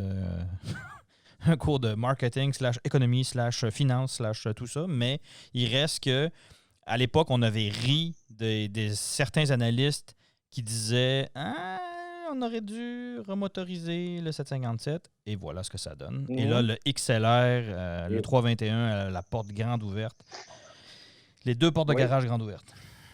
Donc voilà. Aussi, c'est triste. Puis tout ça pour dire que c'est triste. Voilà. Ce que Boeing perd avec Embraer, M. Slattery d'Embraer avait dit qu'il regardait pour faire un turbopropulseur pour concurrencer ATR. Ouais. Et puis Airbus est capable d'offrir un avion de ATR 42 jusqu'au A350 000, ce que Boeing ne peut pas faire. C'est vrai. Bon Le point. 31 Airbus couvre vraiment tous les avions de ligne. Là, Ouais. Et pendant ce temps-là, la Chine développe le Comac, le C919. On s'entend qu'en 2025, le C919 va être certifié, il va être sur le marché en Chine. Ça, c'est d'autres ventes de perdus, d'autres choses, un autre marché que va perdre Boeing ou qui échappe à Boeing. Tu vas avoir en plus de ça le MC-21 en Russie qui va être en service. Boeing, là, Ils se sont peinturés dans un coin, là, mais. Mais j'avoue grave, que, là. oui, non, mais c'est un très bon point. Puis ça fait plusieurs fois qu'on en parle, mais je trouve ça vraiment intéressant, André, de mentionner le fait qu'on a bien beau dire, oui, on pourrait sonner comme étant anti-Boeing. Non, on n'est pas anti-Boeing, là. On trouve ça désolant. On trouve ça désolant, puis encore une fois, ma célèbre façon là, d'analyser les choses et de rendre ça... Tu sais, je veux dire, ces gens-là, ces compagnies-là, Boeing, hein, ils ont les moyens de se payer les meilleurs consultants du monde. Il n'y a personne qui a été capable de voir ça venir. J'y crois pas. Je n'y crois pas. Ça se peut pas que personne n'ait vu ça. Voyons donc. Encore une fois, à mon avis. Comment ça se fait que moi, je suis au courant dans mon petit Saint-Hubert? Mais quand toi, tu prends la décision, si c'est pas toi qui subis les conséquences, c'est ça qui se passe, là. Hey, tu es en train de me faire le gros œil, là? Oui. OK, d'accord. J'étais pas sûr. Oui. Non, mais ton point, c'est comment ça se fait que cette entreprise-là n'a pas été développée intelligemment avec une vision de dans 15 ans? Parce que c'est pas payant, la vision dans 15 ans, quand toi, tu prends les décisions. C'est ça qui se passe, là. Le biais introduit par le marché financier dans toute sa splendeur. Oui, mais je trouve ça vraiment plate. Parce que les gens qui nous écoutent vont finir par penser qu'on les haït, qu'on passe notre temps à vomir sur Boeing, alors que c'est ce temps qu'on passe à parler de Boeing, c'est de la déception. J'espère que les gens le comprennent, là. C'est de la déception. On est des maniaques d'aviation, puis je ne comprends pas qu'on n'ait pas pu mieux planifier que ça. Je m'excuse. La compagnie qui a inventé la Queen of the Sky, le 747, une machine fantastique. Même à la limite, le 787, le Dreamliner. Même tu dis, ouais, mais il y a eu beaucoup de problèmes, tout ça. Mais c'est vrai, mais ils sont arrivés avec quelque chose qui était novateur. Hein. Ça prenait du culot quand même. Il faut leur donner ça un petit peu, surtout à l'ingénierie. Là, on va oublier les dirigeants. Là. Du composite comme ils l'ont fait, de travailler bleedless, etc. etc. Je veux dire, c'était du Boeing, peut-être pas à son meilleur, on s'entend sur le Dreamliner, là. Mais c'est ça qui est décevant. Là. C'est très bon produit. Le 787 est un très bon produit. Le problème, c'est que là, Boeing est en train de se retrouver dans la même situation qu'était Lockheed puis McDonnell Douglas dans les années 70. C'est-à-dire que là, ils n'ont plus qu'un seul avion à offrir aux clients et ça devient extrêmement difficile de compléter. Ah oui, absolument, absolument. Enfin, c'est quand même fascinant. Puis là, on parle du passé, là, mais et en partie du futur en se disant qu'est-ce qu'ils vont offrir comme avion. Mais d'un point de vue stratégique, l'entreprise, elle, là, les États-Unis ne peuvent pas la laisser tomber, là. Absolument ils vont pas. la sauver à coup de contrat militaire. Oui, mais on s'entend qu'il y a 10 ans de respirateurs artificiels devant elle. Tu veux-tu gager que d'ici les 10 prochaines années, Boeing va se ramasser un paquet de contrats militaires? De contrats militaires. Mais on va faire une autre parenthèse là-dessus. Ouais. Les contrats militaires sont beaucoup basés sur les programmes commerciaux. Si on n'a rien dans les le cas de commerciaux. Boeing, mais il faut faire attention à une chose. On en discutait en préparation d'émission tantôt. Si c'est pas directement l'avion comme tel, fait que ils feront pas un tanker avec un 777, on s'entend.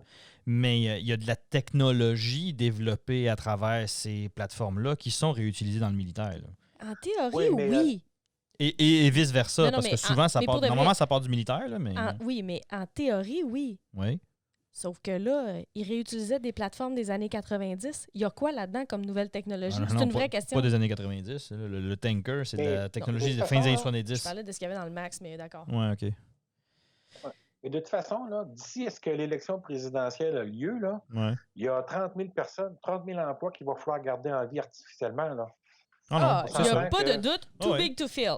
Il n'y a aucun doute là-dessus. C'est sûr. Mais, et longtemps.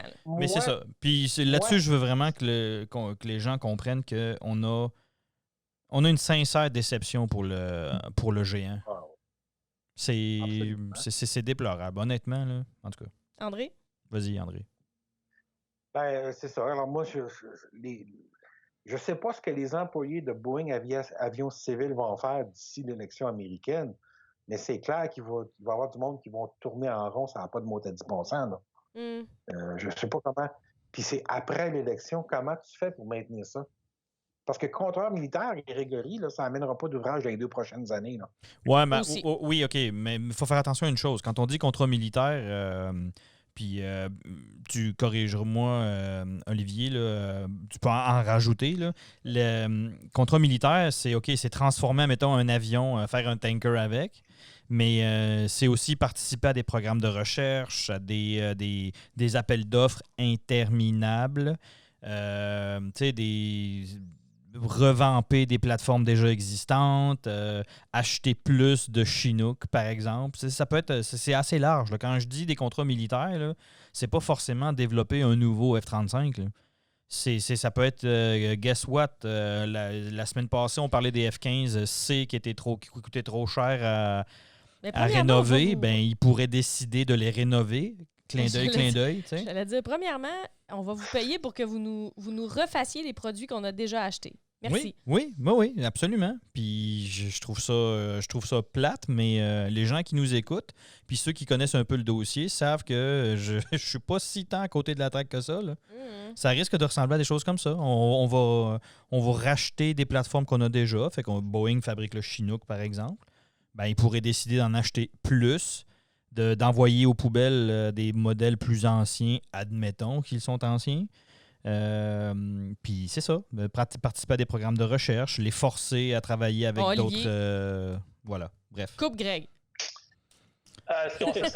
C'est une bonne idée, mais je pense pas que ça fonctionnerait parce que les Chinooks sont fabriqués en Pennsylvanie, les Apache en Arizona, les nouveaux contrats que Boeing a eu récemment, comme l'hélicoptère pour le support pour les troupes nucléaires, c'est l'hélicoptère qui est fabriqué en Pennsylvanie, c'est un hélicoptère italien. Ouais. AW139.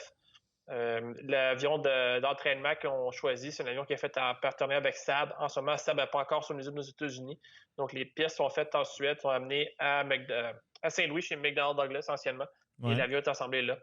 Donc, je ne sais pas quelle façon ça pourrait venir aider les gens à Renton, dans l'État là-bas, dans l'Ouest. Mais ton point, c'est que c'est encore pire que ce qu'on disait. Ils vont payer les gens à rien faire, probablement. Oui, moi, d'ici l'élection, là, c'est ça. Moi, je m'attends à ce qu'il y ait d'ici la fin de l'année, oui, absolument. Oui. Non, tout à fait. Et pendant ce temps-là, un client poursuit. Et là, on parlait tout à l'heure de choses qui auraient été improbables. On aurait parlé de ça l'an dernier. Je retourne un avion à 2 jours de la livraison. Impensable il y a 1 an. Je poursuis Boeing parce que je ne suis pas satisfait du service. Impensable il y a 1 an. On est là. Ouais. Oui, Iraqi, compagnie de location Iraqis qui déposait une poursuite de 330 millions contre Boeing afin de se faire rembourser les dépôts qu'elle avait donnés sur les MAX qui devaient être livrés ou en production. Et évidemment, Boeing a dit non. Et là, on constate que les poursuites s'accumulent chez Boeing. Là, tu as des clients, tu as Embraer qui poursuit Boeing. Des employés. Les employés. Et la journée où un fournisseur va poursuivre Boeing, ça va s'appeler Chapter 11. Parce qu'une bonne façon aux États-Unis de tout régler, toutes tes poursuites, tu te mets sur le chapitre 11, la loi du chapitre 11, et ça cligne toutes tes dettes, donc tu n'es plus redevable de tes poursuites qui étaient en cours. Même si elles n'ont pas été accordées. Ouf, OK. OK. Fait que, pas de bonnes nouvelles du côté de Renton cette semaine. Nos meilleurs pensées accompagnent les employés. Oui, malheureusement. Oui, absolument. Et les employés, là, on parle pas du niveau de gestion. Même s'il y a un gros ménage qui est en train de se faire de ce côté-là, il semble que finalement, 1 an et demi après le début du trouble, on commence à penser que peut-être il y a un problème au niveau de la gestion. Oui, on a annoncé une réorganisation. Il y a des mouvements de poste au niveau des exécutifs. Il y a des gens qui ont gagné en galon. Les gens qui étaient sur le 737 MAX, tranquillement, pas vite, s'en vont. Le grand vendeur chez Boeing, Randy Tenseth, qui a fait beaucoup pour les ventes chez Boeing, Randy Tenseth s'en va, il va quitter. Départ volontaire, nous dit-on. Là, est-ce qu'on est en train de mettre du maquillage sur un âne, André? Là? C'est une vraie expression. Moi, je pense que oui. Elle se traduit un peu mal, mais oui. Wow. Oui. C'est une belle expression. Moi, je trouve mettre du maquillage sur un âne. Oui, Moi, tout à fait. j'adore ça. Je trouve que l'image est très belle. Fait que ouais, c'est un peu ça l'affaire, parce qu'on s'entend, là. Tu sais, la tête dirigeante, elle a pas vraiment changé de style. Là. Même que. Non, puis. Ça se ressemble pas mal. Et tant et aussi longtemps que la direction reste à Chicago, puis qu'elle ne se rapprochera pas des usines, comme c'était autrefois, je pense qu'on va avoir le même problème chez Boeing. Alors moi, rajoute ça avec le fait que les poursuites commencent à s'accumuler. Je vois venir Boeing se mettre à avoir recours au chapitre 11 aux États-Unis. On va séparer probablement Boeing Avions commerciaux de Boeing Aviation militaire pour des raisons de sécurité et de défense. Mm-hmm. Et là, adviendra ce qui pourra de Boeing Aviation civile. Puis ils vont merger avec Northrop Grumman. Ça va faire Boeing Northrop Grumman. Puis. À suivre. Je vais faire une prédiction. Dans 2 ans, Bombardier va racheter ce qui reste de Boeing. Riez pas, les gars. On a dit que impossible, ça ne faisait plus partie de notre vocabulaire. Impossible n'est pas français. Exact. Précisément. Textron pourrait racheter Boeing avions commerciaux, par exemple. Ça serait cocasse. Ce serait le beau, hein? Pourquoi pas? Je leur souhaite. Bon. Là, tous les avions seraient des Cessna. Hey, mais ce serait tant mieux pour certains journalistes. Ça s'appellerait plus des 737, ce serait des stations max.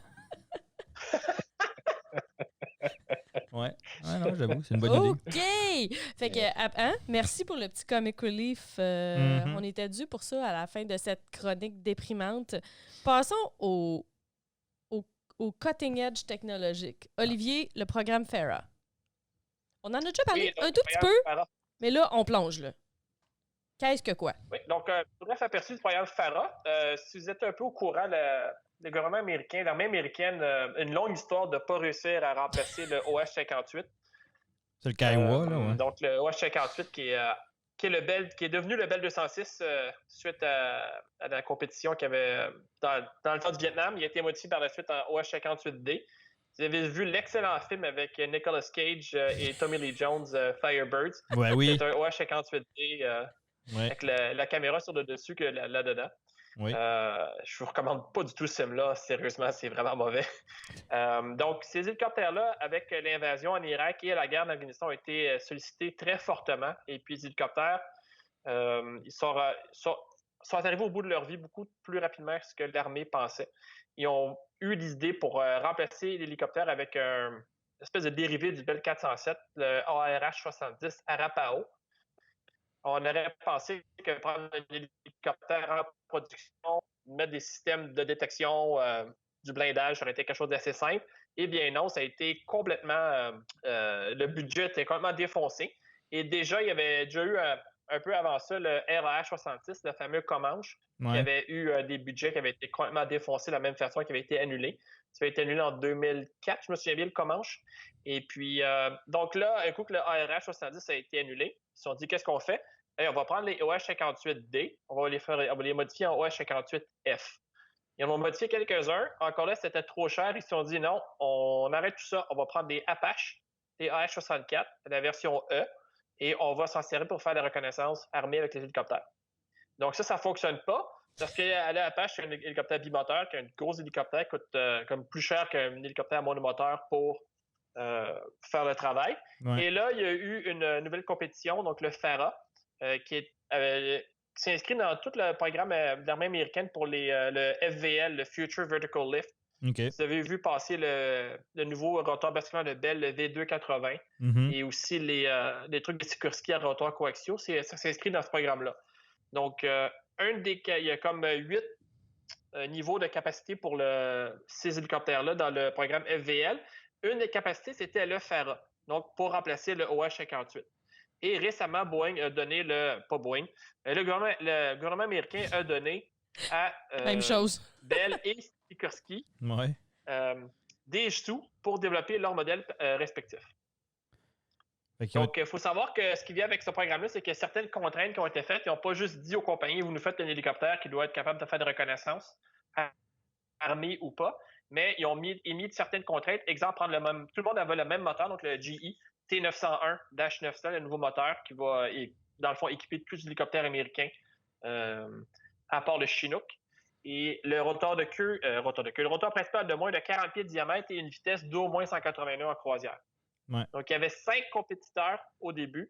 Il y avait L3 Harris et AVX avec une espèce d'hélicoptère qui ressemble à un Kaman, un Kamov, un KA-32. Ouais.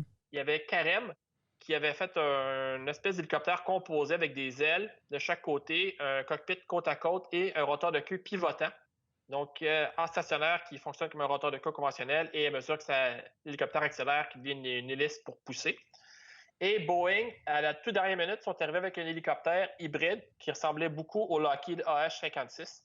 Donc, le fameux Cheyenne des années 60 avec un rotor rigide, un rotor de queue conventionnel et une hélice propulsive à l'arrière. Mm-hmm. Et les contrats, finalement, ont été assignés à Bell et à Sikorsky. Nice. Si on parle de Bell, parce qu'ils sont près de chez nous, on peut s'attendre que nos concitoyens qui travaillent à Mirabel vont sûrement avoir des travaux à faire là-dessus. Donc, leur hélicoptère, c'est le Bell modèle 360 Invictus, avec des technologies qui est basée sur le Bell 525, qui est leur gros super médium qui est fabriqué au Texas. Ouais. Donc, là, il y a le rotor principal du Bell 525, mais au lieu d'avoir 5 pales, ils ont réduit leur diamètre et ils ont enlevé une pale pour un rotor quadripale. Et, fait intéressant, c'est qu'on a du contenu canadien dans cet hélicoptère-là. Il y a un moteur d'appoint, donc un PW207, qui est le moteur que dans le Bell 429, qui va être utilisé par l'hélicoptère pour aller chercher plus de vitesse en translation, donc en vol horizontal, au besoin. Fait que ça va être un monomoteur, hein, c'est ça? Avec un moteur d'appoint, c'est ça. Et un petit moteur d'appoint pour les aider à aller chercher un peu plus de vitesse. Okay. L'hélicoptère a des ailes. Oui, ça agirait avec un. Bell est en train de développer une espèce de clutch spécial qui est patenté, là, qui est breveté, là, pour être capable de clutcher in ce moteur d'appoint-là quand ils en ont besoin, comme Olivier. Comment ça s'appelle dans Star Wars, le super vitesse? Bzut? C'est la vitesse démesurée. Oui, c'est ça. Ludicrous speed. OK, cool. Ça, c'est dans Spaceballs, par exemple. Ah oui, Oui, pardon, c'est vrai. Oui, ouais. Puis là, est-ce que je comprends que les deux compagnies ont eu le contrat et avancent au prochain stade et que là, on va choisir ou bien on achète les deux appareils jusqu'au bout? Il y a une compétition. OK. C'est les gens qui ont suivi un peu le dossier, auront vu Sikorsky dans le temps avec le X2, qui était leur démonstrateur de technologie de rotor coaxiaux, un peu comme les Kamov, avec une hélice propulsive en plus. Il aurait dû engager des Russes. Ils ont agrandi le concept en S-97 Raider. Ouais. Et ils ont fait encore un plus gros pour venir compétitionner le Bell V280, le SB plus grand que un Defiant avec Boeing. Okay. Et là, leur compétiteur pour le FARA, qui est le Raider X, donc qui est 20% 27. Encore une fois, possible pilotage côte à côte. Une cabine à l'arrière un peu comme un Mi-24 pour mettre des soldats ou plus de carburant et ou plus de munitions. Et puis, encore le même moteur, le GE, le T901. Et le contrat dit que le premier prototype doit arriver en 2023 dans le cas de Bell et de Sikorsky et la sélection en 2024. Donc, l'armée veut procéder rapidement dans ce dossier-là. On a pris un petit peu de retard. Après des décennies de retard. Oui, c'est ça. Ouch. C'est important de mentionner que Nicolas Cage n'est plus disponible. L'hélicoptère à clutch, ça me plaît, moi. Les Robinson, ils ont des clutches avec moteur à piston. Ça fonctionne très bien. Moi, je regarde mon vote et pour Bell. Moi aussi. Ouais, mais il est plus. Ben, je sais pas. Il est cool. Il a l'air badass, le Invictus. Là. Je sais pas, il y a un petit quelque chose attrayant là, qui fait peur et en même temps qui sécurise quand tu le regardes. Ça rappelle le Comanche puis le LHX des années 80. Oui, c'est vrai. Moi, je trouve. OK, super. Des nouvelles du CMV-22. Le CMV-22, qui est le remplaçant du C2 Greyhound. Donc, le C2 Greyhound, c'est basé sur imaginez un Hawkeye avec son radar sur la tête qui surveille les alentours du porte-avions américain. Ouais. Donc, le Greyhound, c'est des ailes de Hawkeye, un empennage de Hawkeye avec un gros fuselage avec une porte-cargo à l'arrière pour justement aller livrer du cargo sur les porte-avions quand ils sont en mer. Là, avec le F-35, le moteur du F-35 ne rentrait pas dans le C2 et ça leur prenait un nouvel appareil. Et la marine américaine a décidé de procéder la solution à moindre coût, c'était de prendre un V-22 et de le modifier pour faire des missions de ravitaillement de porte-avions. Donc, le CMV-22, ça a été le 5 janvier 2015, il a été sélectionné. Le premier CMV-22 fait son premier vol au mois de décembre. Et il devrait avoir 48 appareils avec une date d'entrée en service en 2021. L'appareil a été modifié avec... si vous regardez par rapport à un V-22 des Marines, vous allez voir que les pods où le train d'atterrissage rentre sur le côté de l'appareil, c'est beaucoup plus gros. Il y a plus de carburant. Et il a été modifié à l'intérieur avec un système de PA pour pouvoir parler aux passagers qui vont être à bord de l'appareil. Okay. Et ce que ça donne aussi comme avantage, c'est que le C2 peut juste atterrir sur des gros porte-avions, mais le CMV-22 peut aussi aller atterrir sur tous les autres bateaux de la marine américaine pour aller livrer du matériel. C'est vrai, effectivement, vu qu'il est à décollage vertical. Fait que, ouais. Bon, exactement. Écoute. Et là, tu m'as appris, vraiment... Olivier, moi qui me disais tellement le fun d'atterrir avec un avion cargo sur un petit bateau, que finalement, c'était pas si pire que ça parce que les F-35 étaient plus lourds. Oui, c'est vrai. En fait, c'était pas le poids, c'était le. Non, ce qu'on a parlé, en fait, c'est les F-14. Les F-14 étaient plus lourds que le Underground. Ouais. Plus gros. Ouais. Ah, le F-14. Fait que c'est pas tant d'être une roche puis de se lâcher sur le pont d'un bateau. Là. Mais j'avoue que c'est impressionnant. Là. Vous irez voir, il y a quelques super beaux vidéos filmées en HD là, de Greyhound, là, de ces avions cargo. C'est pas des F-18. C'est pas. Et quand ils redécollent de là, est-ce qu'on les catapulte? Oui. Ah oui, hein? Absolument. Oui. Oui. Fait que, mais un Greyhound qui décolle du porte-avions est quand même moins lourd qu'un F-14 l'était à l'époque quand il décollait du porte-avions. Oui. Moi, moteur plein régime, c'est des Allison qu'il y a là-dessus. C'est des hélices, des pales, 8 pales.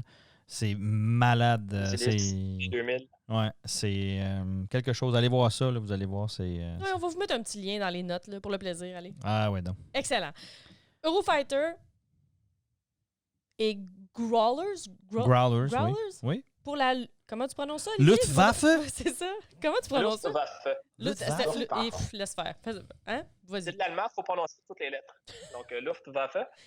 Il y a beaucoup trop de consonnes à mon goût. Les Allemands qui avaient un projet à long terme de remplacer leurs plus vieux Eurofighter, les tranches 1, et leurs Tornado qui leur restaient en configuration IDS et ECR. Et là, ils ont finalement donné un contrat cette semaine.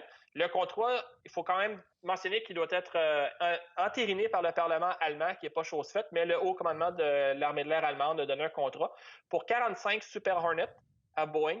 Donc, 30 Super Hornet équipés pour livrer des bombes nucléaires, les B-61-12.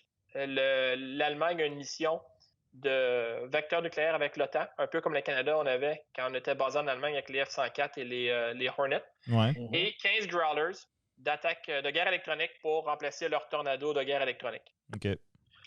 Et par-dessus ça, en 93, ils vont venir tranche 1. Donc, on les appelle les tranches 3A, ces avions-là. Et puis, les tranches 1, en fait, la raison pourquoi on veut les remplacer, ça, leur avionique est trop vétuste. Les processeurs sont trop vieux. Ils ne pourraient pas accomplir toutes les missions qu'on s'attend avec les avions. Fait que les Eurofighter tranche 1 vont être tranchés. Et oui, carrément. Puis ça coûte, mais c'est quand même fou. Hein? Ça coûte moins cher acheter directement des blocs 3 là, ou tranche 3 là, que de rétrofitter des. Fait que Blender, avion de combat, ils vont être détruits, même combat, justement. Ouais.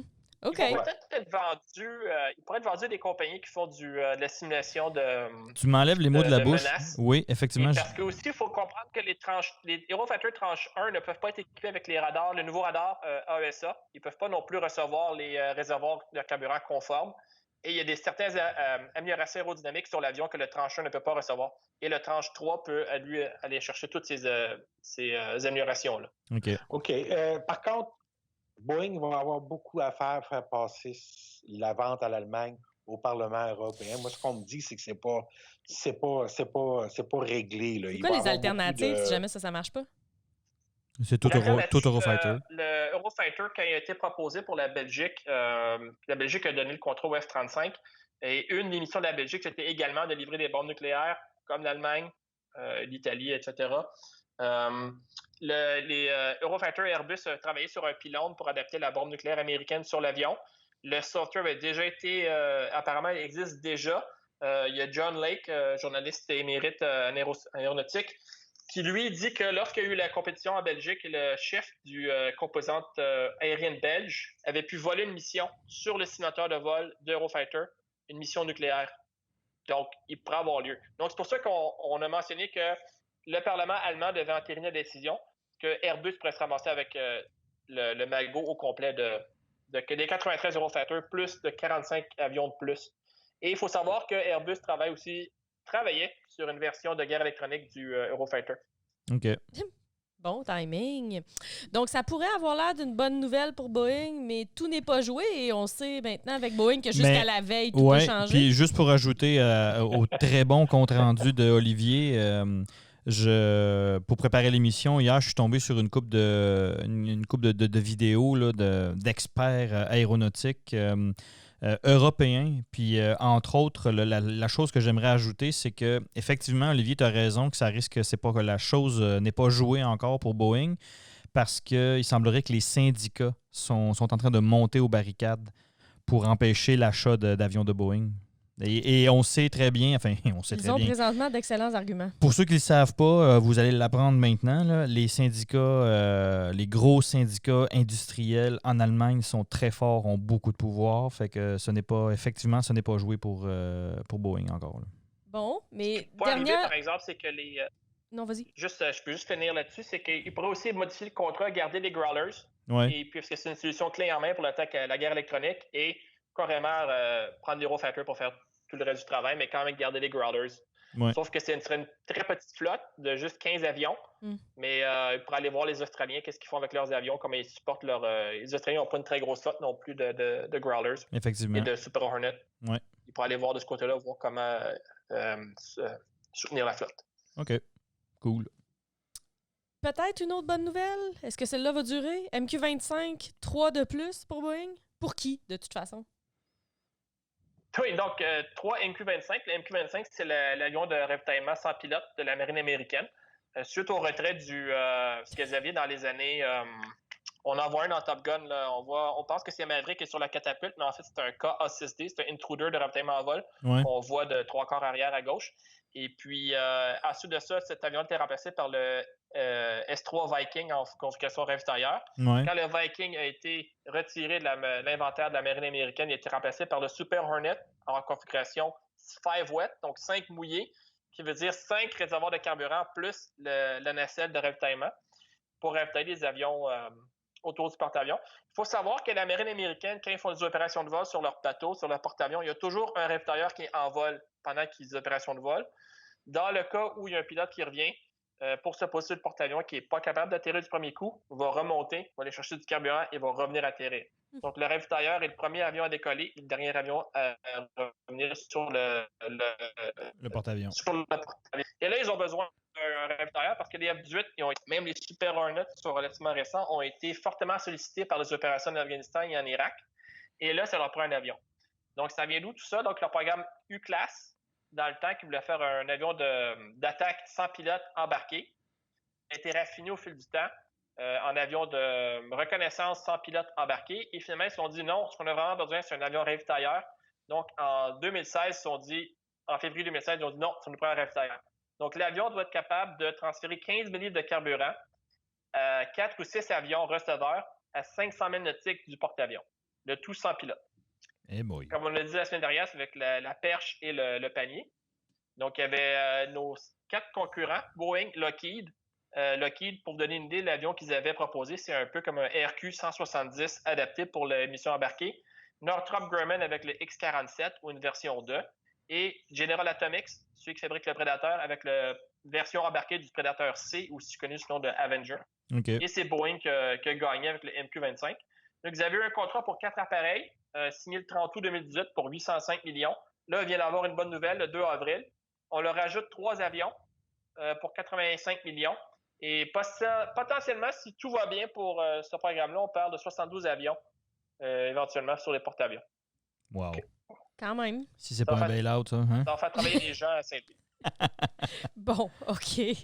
Écoute, on leur donne ça. Là, c'était tellement une semaine de mauvaises nouvelles pour eux que... Ben, j'avoue que la technologie qu'il y a là-dedans, là, c'est quand même assez impressionnant. Il faut leur donner ça. Là. Oui, Oui, c'est la même technologie qui est là-dessus pour atterrir l'avion sur le porte-avions a été développée par le X-47. Ils se sont servis de cette technologie-là pour développer leur programme d'atterrissage automatique qui est maintenant rendu dans le F-18 Block 3 et le F-35. Okay. Donc, où vraiment le pilote ne touche à rien, l'avion atterrit sur le porte-avions au même endroit à chaque fois. C'est vraiment impressionnant. J'avoue, effectivement. Tu as mentionné que ça ferait travailler du monde à Saint-Hubert parce que c'est Héroux Deftec qui fait le train d'atterrissage du... C'est vrai, bon point. Hey, on finit sur une bonne note, ça. Toujours à l'affût du contenu canadien. Ouais. Bravo, André. Hey, Bravo, beau, André. Ça. Pow! On finit là-dessus, les amis. Merci beaucoup d'avoir été parmi nous aujourd'hui. C'était Claudia Ouellette. Grégory Blanc. André Allard. Olivier Lacombe. Merci tout le monde. C'est tout pour l'épisode de cette semaine. Merci d'avoir écouté Aéropod. Abonnez-vous à notre podcast sur la chaîne YouTube ou encore pour la version audio sur iTunes, Google Podcast, Spotify ou votre plateforme préférée. N'oubliez pas de demander les notifications pour être averti dès que le nouveau contenu est disponible. Visitez nos sites web mentoraero.com et lesailesduquebec.com pour toute info supplémentaire et n'hésitez pas à nous envoyer vos commentaires ou questions à l'adresse aéropod, AEROPOD, @mentoraero.com ou encore sur la page Facebook de l'Aéropod. Over.